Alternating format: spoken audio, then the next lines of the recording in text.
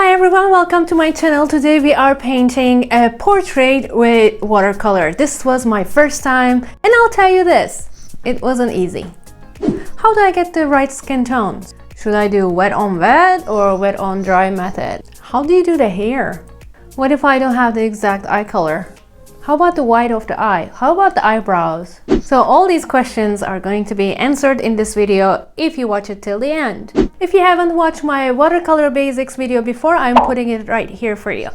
I have listed all the materials I used in the description part. Also, I have a gift for you again in the description part, so don't forget to check it out. Let's paint together now.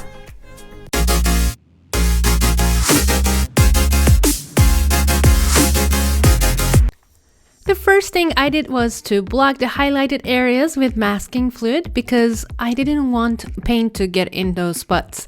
This is the masking fluid I use, and the only places I applied were two reflections in the eye and her teeth. I highly recommend preparing the skin tones in advance as you will need to act really quickly for wet on wet method. For yellowish base tone, I mixed yellow ochre, burnt umber and lemon yellow with white. And for pinkish areas, I mixed rose pink with white. For peachy colored areas, I added some lemon yellow into my pink mixture. And for the darkest shadows, I mixed burnt umber and yellow ochre. There were some areas with blue hue, so I used Payne's Gray for the spots in the cheek. Now that I have my mixture of colors, I can wet my paper with my big size number 11 or 12 brush. The bigger the brush, the better, because you don't want your paper to dry and it is quicker to apply the water this way. Our first layer will be the lightest skin tone, and don't forget, when the paint dries, it will look even lighter. I'm quickly applying the first layer and then the other colors like pink and peach colors. I will leave the darkest areas to the last.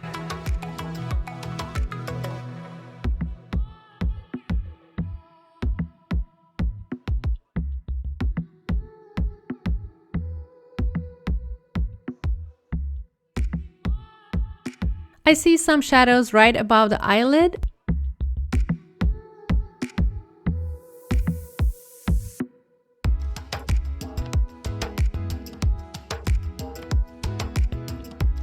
Some in the forehead and some in the neck and chin area.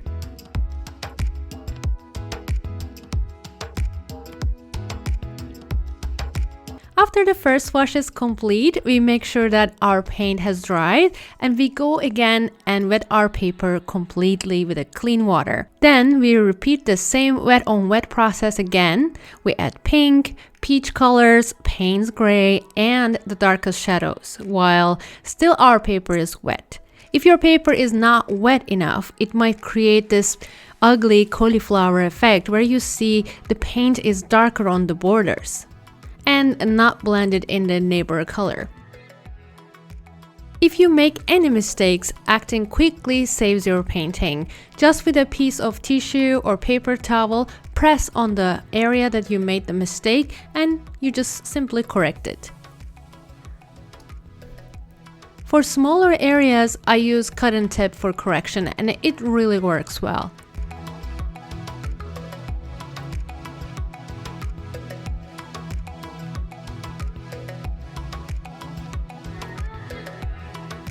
For the hair, we will also do wet on wet method, and first two layers we will do that and then we will go on wet on dry.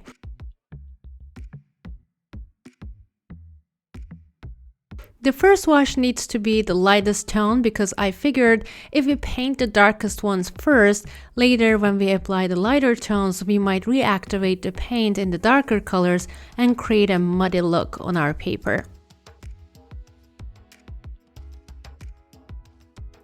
While the first layer of hair is drying, we will work on the eyes. She has brown, hazelish eyes with green hue, so I mixed olive green and brown for her eyes.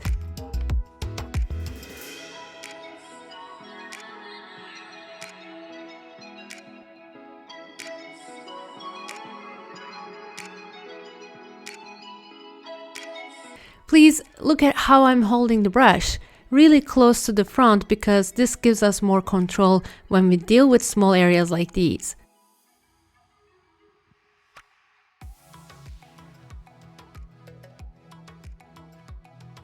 We are using small number 2 or number 3 brush for the eye details.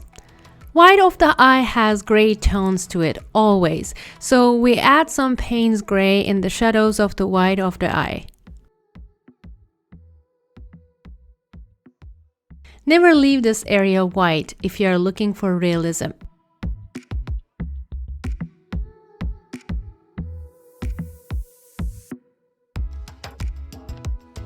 Making the eyebrows was a scary experience, I'm not going to lie, as we are working on a very light colored surface with our dark paint, and it is wet on dry, so it is almost impossible to completely erase anything.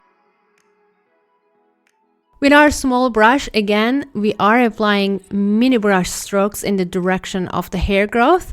I used a mix of burnt umber and black here, but I will add more to it later once it's dry.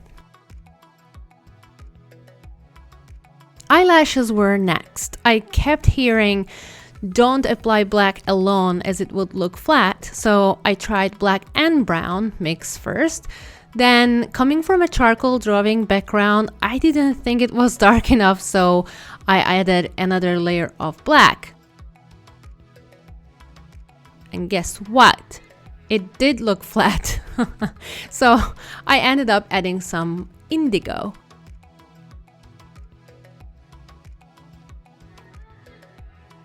And when I did that, it finally had some depth. Mixing indigo and black worked really well for the eyelashes and around the iris.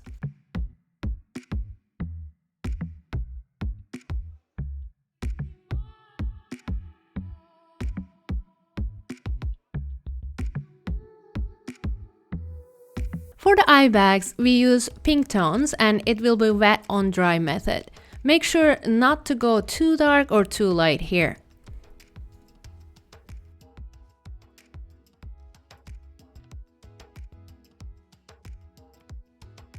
First, apply the very light pink base tone on the lips, and once it's dry, with wet on dry method, we go in and paint our rose and white color mix.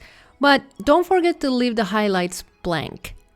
Then as you see here, with clean water, we blend them all nicely to each other, so the white areas also have this light pink tone.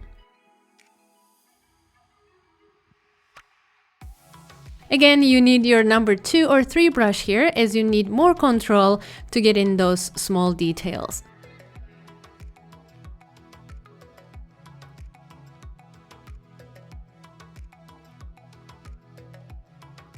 Let's wet our paper again in the hair area to add more different colors.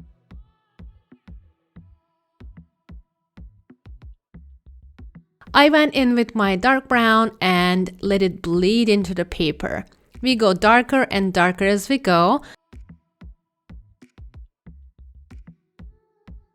And for the waves, we are trying to follow the reference photo and create a natural look.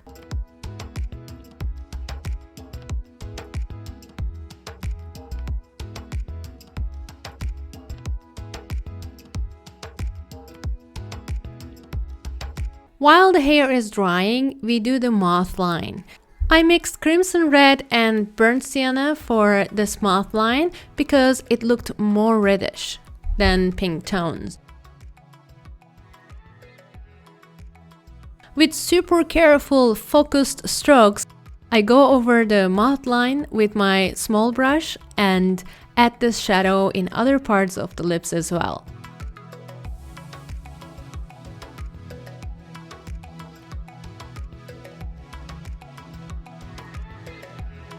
As I said before, I added some black and indigo mixture in the eyebrows as well because her eyebrows are not completely brown.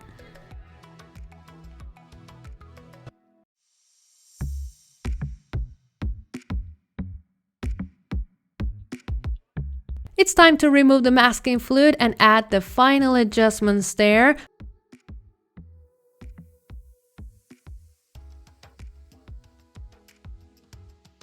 For example, here on the left eye and on the right.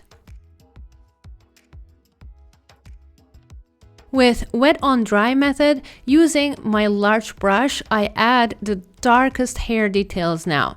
I know we are working realistic here, but I think what I like about watercolor is that you can add your own expression, and the best ways to do it is usually the hair, clothing, or the background.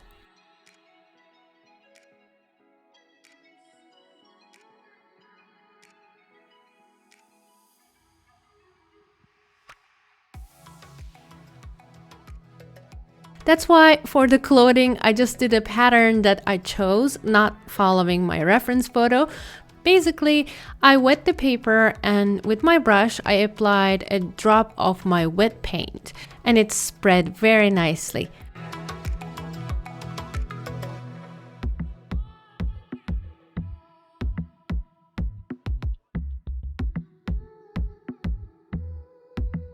While that was drying, I added some warm yellow to the hair, which really, I think, made our painting pop.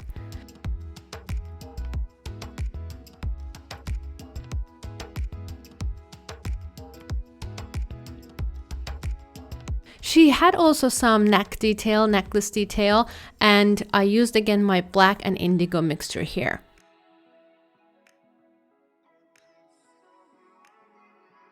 For the background, I wanted to show you how I used paint splash method.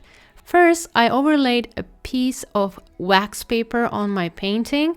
Of course, your painting must be dry here. Then, with the help of a Sharpie, I outlined the area that I want to protect from splashing paint. As the next step, I cut this part out.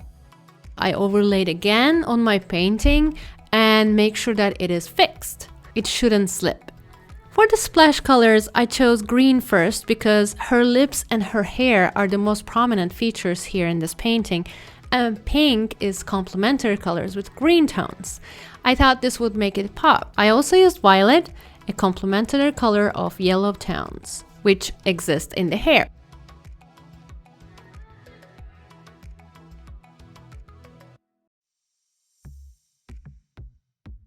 Finally, I added some red because I like red.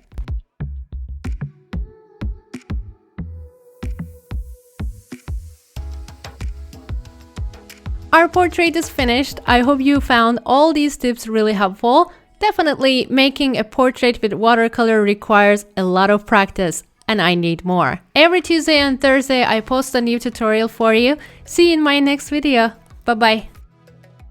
Thanks a lot for watching this video. If you like my videos, please don't forget to subscribe and visit my website ecegürler.com. Stay with art and